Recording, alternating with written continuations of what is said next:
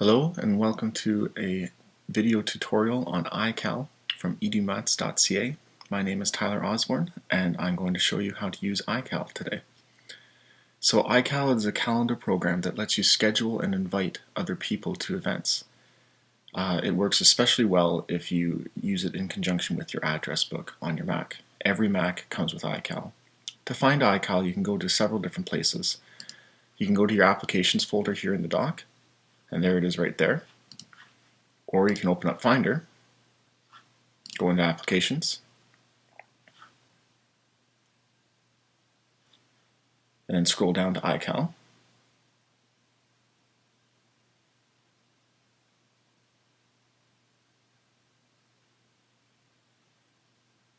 And there it is right there. Or if you have Lion, which I do, you can go into Launchpad and find iCal.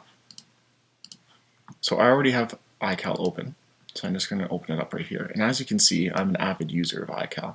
I have all kinds of events scheduled.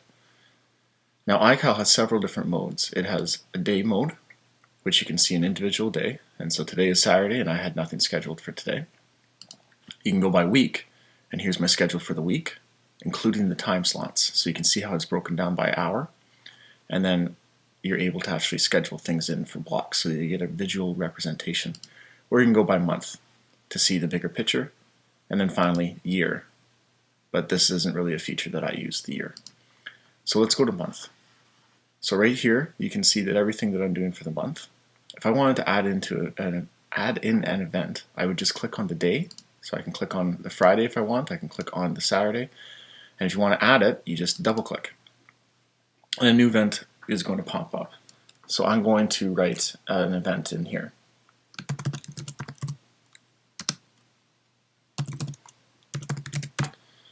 So my event is going to be called Record Tutorial. So by default, when I double click on it, by default it's going to be an all-day event. It's not going to be scheduled by time. I'm going to change that though. So I'm going to take off the all day. I'm going to change the location to wherever it is. So I'm just going to say my apartment.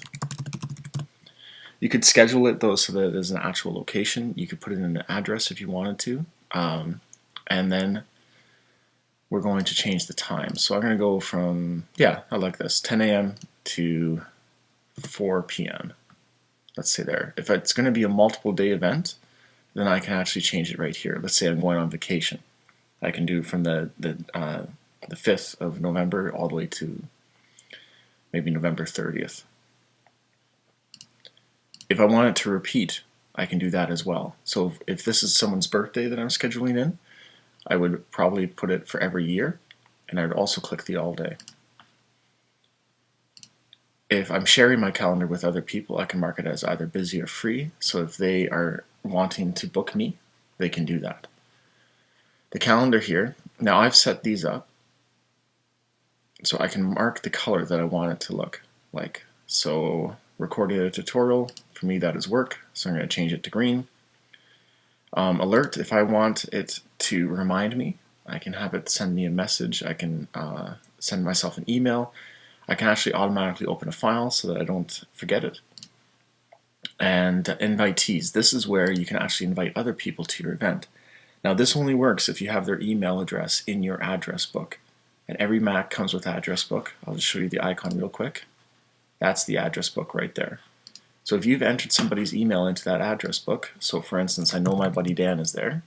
So I'm going to type Dan. There's my buddy Dan. I'm going to click off. Good. Now, when I finish this and press send, it'll automatically send him an invitation to this event, and he can accept it, and it will automatically put it into his own iCal file. So I'm going to delete him because he doesn't need to come to this. And then any reminders that I want to add myself, or maybe possibly a website that I have to visit, I can put in right here. So I'm going to press done.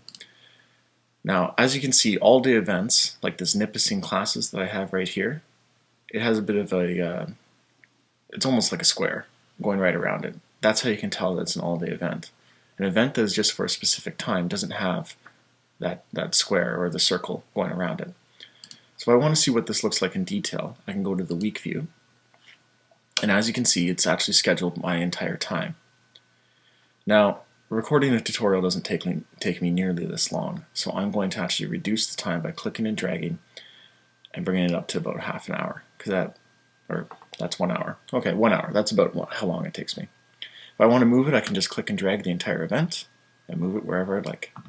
If I want to copy and paste it, just use your keyboard shortcuts. So Command C to copy, Command V to paste. It's going to paste it right there. And if I want to move it to another day, I can do that as well. So that is how you create an event, as well as how you share an event. Now, let's talk about the calendars. So I'm going to click on the calendars button right here.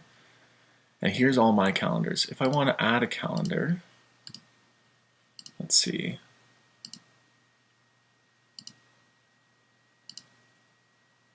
Well, that's the quick event. Oh, here it is, new calendar. So I go to File, New Calendar, and I can choose either on my Mac or my Mobile Me account. And I have a Mobile Me account, you might not. The reason I have more than one account here is because I have multiple computers and I have them all syncing together. So I'm going to create one. I can call it whatever I want.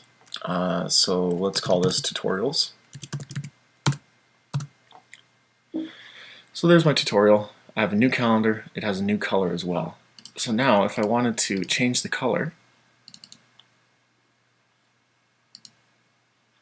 to match the tutorials, I can. And now it's going to be yellow. So now every time that I make an event, I can have it color coded. And you can add any kind of calendar that you want.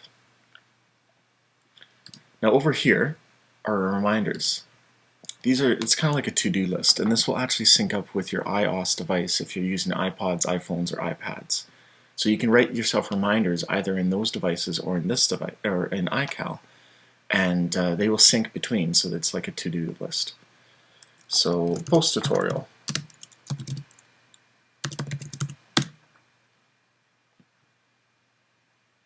Oh, I spelled it wrong. Let's edit that. There we go.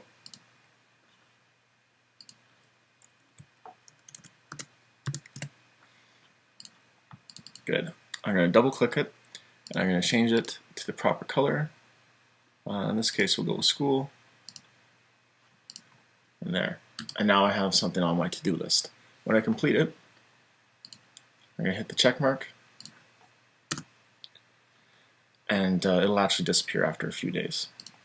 If I actually want to delete it completely off my list right away, I'm just going to click on it once and press the delete button. And now it's gone. So this is an introduction to iCal.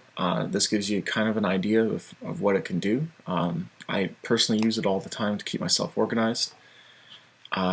If you are somebody that prefers paper calendars, iCal can actually do that as well. So I just deleted those two events because they're not real events for me. But let me show you how to do a paper calendar. So first you want to get into the view that you want, and typically I go week by week. So if I wanted this week as a paper calendar, I would choose it, go to print. It's going to take a second, and it's going to show me a preview of the calendar before it prints it. So this is what my calendar looks like. Now I don't want to waste my color ink, so I'm going to choose black and white. I also don't need my calendar key, which is this up here, so I'm going to take that off. And this mini calendar as well is not something that I typically use, so I'm going to take that off as well. And as you can see, iCal is automatically updating what the calendar is going to look like when it prints. I can include all-day events, which are these events across the top here, and I can include any reminders. I can include any reminders. This is my to-do list, but I don't have any in there, so it doesn't matter. And then I just go ahead and print. I can print multiple weeks if I want, and then press continue to print. Now I'm not going to print this because this is last week's calendar, but that gives you an idea of how to print. Now if you are using OS X Snow Leopard, that's 10.6, your calendar might look slightly different, but all the same features are there. If you're using Lion, your calendar should look exactly like mine. And it can also do full screen view, which is actually how I prefer to do it as well. And there you go. That is iCal. So again, this has been a tutorial For edumats.ca, my name is Tyler Osborne, and thank you for watching.